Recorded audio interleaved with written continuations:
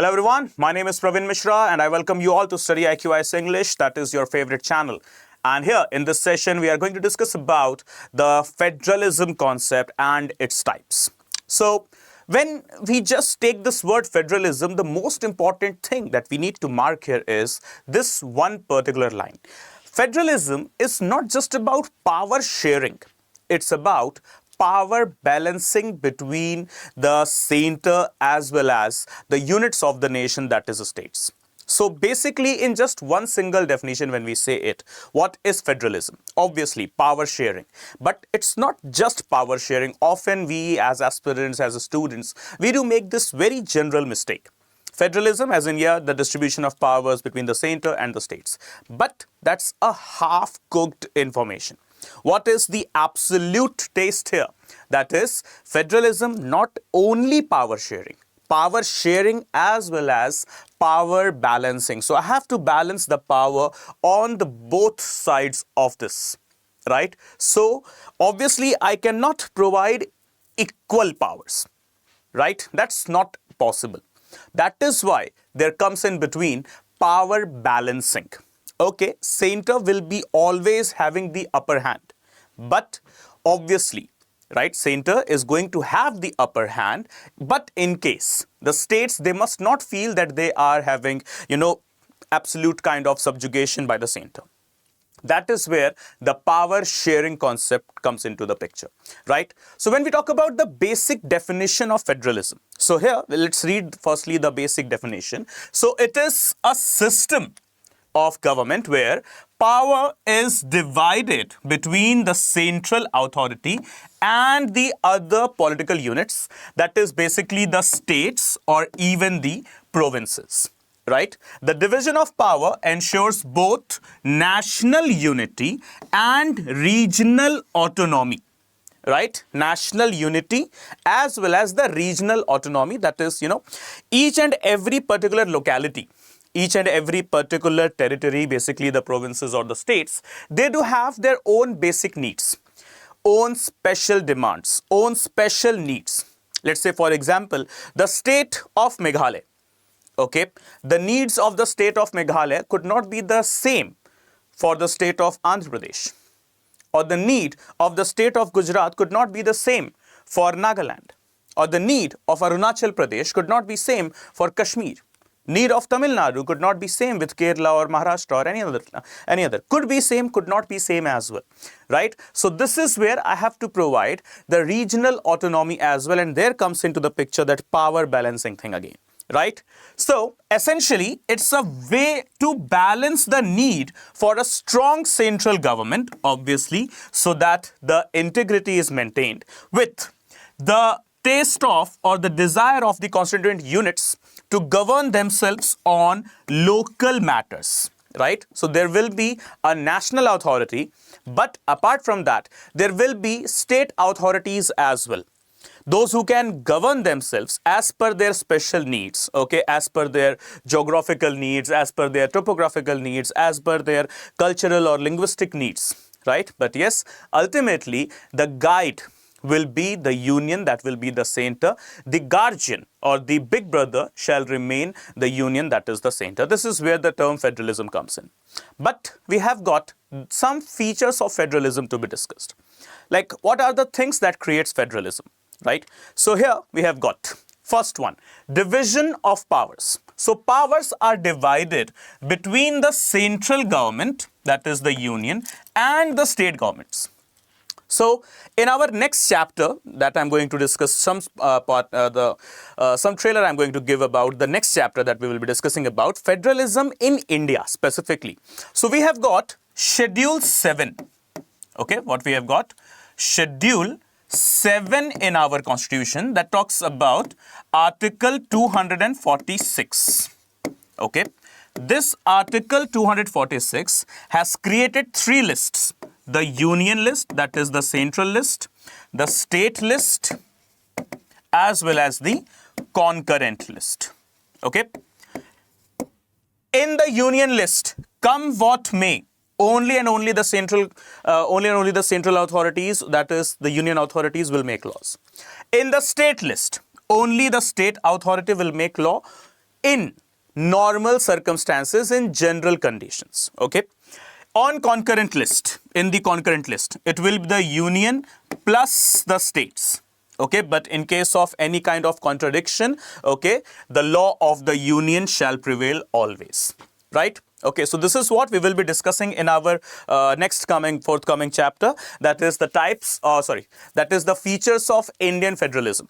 Remember one thing, guys, India is not absolute federal state. We are a quasi-federal state. Okay, so we shall be discussing this particular topic in our next particular class, okay, that talks about the Indian federalism. Okay, that is the quasi-federal structure. Now, the first thing is the division of powers. Second thing that comes here is about the written constitution.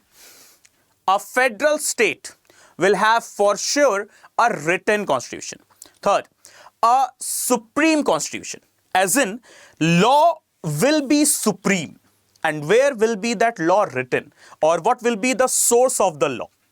It shall be the constitution. So, simply speaking, supremacy of the constitution.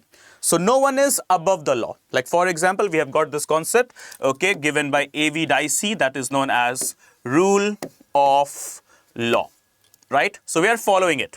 Every single federal structure that is absolutely federal follows this concept of rule of law. Federal as in obviously having democracy with itself. Then the next thing, independent judiciary.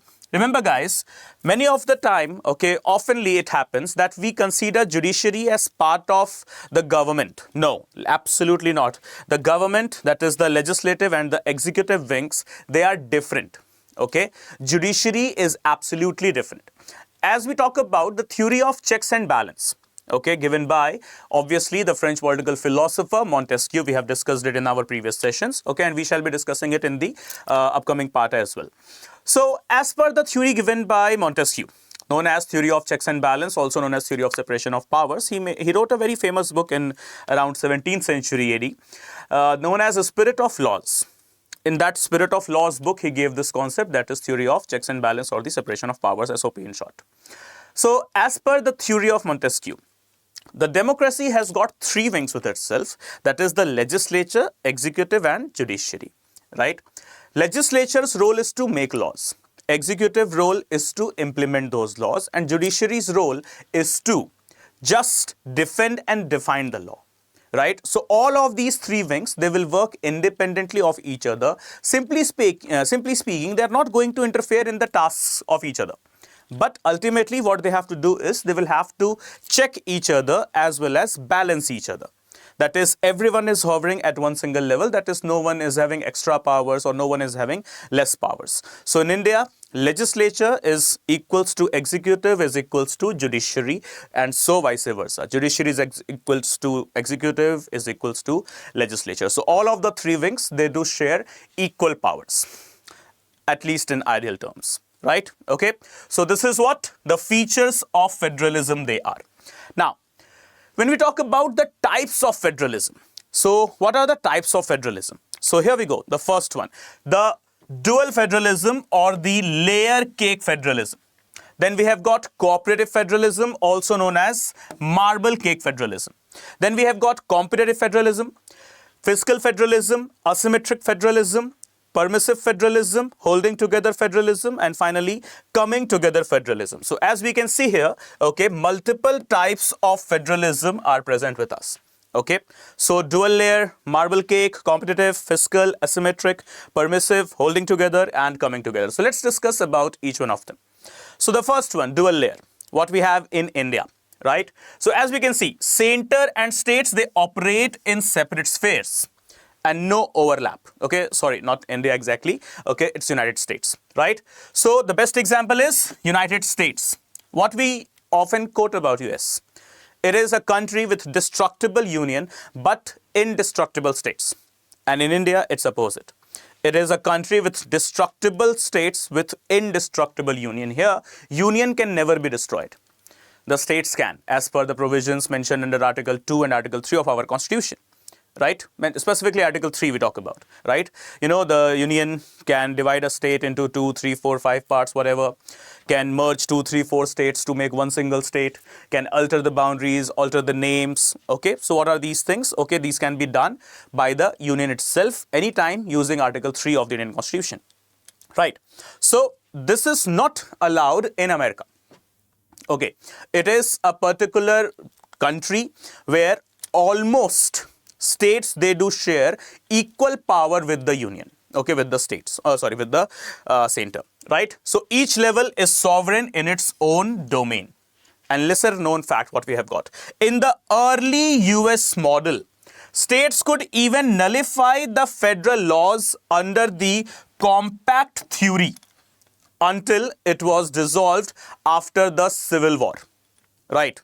So before Civil War, as in talking about till 1880s, right? Civil War, American Civil War, okay, of the 19th century, what we have witnessed in the history, right? So the states, they were having absolute authority to nullify the federal laws, right? But this thing was actually, eradicated or eliminated or removed or erased, whatever, okay, after the American Civil War, right? Okay, so this is what is known as dual layer federalism, where the union shares almost equal powers with the states, right? Next, what we have got, the marble cake federalism or the cooperative federalism. That means center and states cooperate on various matters, functions, and are interdependent. Once again, example, US after the Civil War, Australia, and then we have got India, which adopts this model functionally through the schemes like Niti Aayog, GST Council, Interstate Council, okay, so on, right? Now, India doesn't have explicit cooperative federalism in the constitution, but the 7th schedule under Article 282 allows cooperative efforts. Okay, so Article 246 and Article 282, they both allows the cooperative federalism to exist in India, along with the other features of federalism as well. Now, the next one, we have got competitive federalism. Here, states compete with each other to attract investment, improve governance, okay? And it is popularized in India specifically after 2014 through the existence of Niti Aayog. Okay, so here the states, they are in absolute competition, that which state is more in literacy, digital literacy, eradication of poverty, the per capita income, the contribution into the GDP, contribution into the overall revenue of the nation, okay, this social infrastructure, digital infrastructure, physical infrastructure, everything, right? So states, they are in competition here, right? So this is what known as competitive federalism. Then constitutionally, India wasn't designed for competitive federalism, but policy shifts, they have gifted us such type of federal laws or such type of federal structure, that is cooperative federalism, where states are now in absolute competition within themselves, right? Like for example, Kerala. Recently, Kerala has become the first state, okay, November 2025, the fresh data shall come and it shall justify Kerala as the first state of our country which is absolutely free from extreme level of poverty, that is multi-dimensional poverty, right? So it is Kerala that has marked this achievement. People were thinking it would be Maharashtra, it would be Punjab, it would be Gujarat first, but no, it's Kerala. So another Kerala story upcoming for us, right? So this is what? Competitive federalism. Next, we have got fiscal federalism, as in meaning the division of financial powers and responsibilities between the center and the state, as in the collection of taxes, the grants of the fund, as well as the finance commission, what we have understood under Article 280. So India follows quasi-federal structure, competitive federal structure, as well as the fiscal federal structure as well, right? Next, asymmetric federalism, right? So next, what we have got with us, the asymmetric federalism. And what is this asymmetric federalism exactly? So it's not about that geographic or that geometrical term that we need to understand. It's different, bit different what we need to understand here. As you can see, different states have different degrees of autonomy. India is a classical example. Like, for example, we have got Article 370. We got Article 370 once upon a time. Now we don't have Article 370 with us. But it was the special status to Jammu and Kashmir. But you know what? There are still many states like Maharashtra, Gujarat, and the whole Northeast is having special status with itself, right? So this particular thing is known as asymmetric federalism, okay, where the states, they are given some special authority or some special treatment, right? So considering the equity concept. Apart from India, Canada also follows the asymmetric federalism, and Quebec has a special cultural and linguistic rights, for example, right? So in India, we have got Meghalaya, Sikkim, Nagaland, Arunachal, okay, Kashmir once upon a time, Maharashtra has been given special status, right? So why? Because of some unique features present there, some special features present there, right? So for that sake, okay, we have got Article 371, capital A, B, C, D, E, F, G, H, right? Once upon a time, Article 370, Article 35, capital A, providing special status to Jammu and Kashmir, right? So this is where the concept of asymmetric federalism comes in, where the powers are bit different, or the status is bit different. That is what is termed as primus inter pares, first among equals, right? Next, we have got the permissive federalism. What is this? States exist at the permission of the center. They have no constitutional right to exist. Okay, the states, they do exist because only the center has given them the permission to exist. Best example is UK, where we have got the countries like Scotland and Wales. They are the country in themselves, but they are under the direct dominance and control of the bigger authority, that is England, right? So they are part of the kingdom that is known as United Kingdom. So the states are there until the center or the bigger shark wants them to exist. That is what is known as permissive federalism. And then we have got holding together federalism and coming together federalism. What is this? A unitary state, talking about holding together. A unitary state transitions into a federal one to accommodate diversity, like India and Spain, right? So we were one, but we have divided ourselves into multiple units just for the sake of ease of administration. That's it. Okay, that is what is known as holding together federalism. We are one, the division has taken place, but just on the grounds of easing and comfort in the administration and execution. That's it. Then next we have got final, that is coming together federalism, as in independent units voluntarily unite to form a federation. Best example, once again, US, Switzerland and Australia. All of the smaller territories, smaller kingdoms, they decided that it's time for us to get united, and they did. Okay, so this is all, guide, with regard to the types of federalism. I hope this is all clear to you. There shall exist no doubt in your mind, and there is all clarity. So let us know into the comment section, and if there is any doubt, okay, we shall be taking into the consideration into the next particular class, that is known as the Indian federalism. Okay guys, so before we end the session, do not forget to hit the subscribe button of the StudyIQ IAS English. Okay, do not forget, so that you never miss an update from the channel. And in case you wish to connect with me, we can connect on Telegram, where you can get all my class notes and class links. Okay, that is named as study_with_Praveen. And then we have got Instagram, okay, that is Praveen Mishra _2107. So you can ping me here, okay, and let me know if there are any doubts and how can I address them. Okay everyone, thank you so much for joining. Plus please do not leave the session before hitting the subscribe button, and never miss an update from the channel. Good day guys, see you soon, bye bye, take care, Jai Hind, Jai Bharat.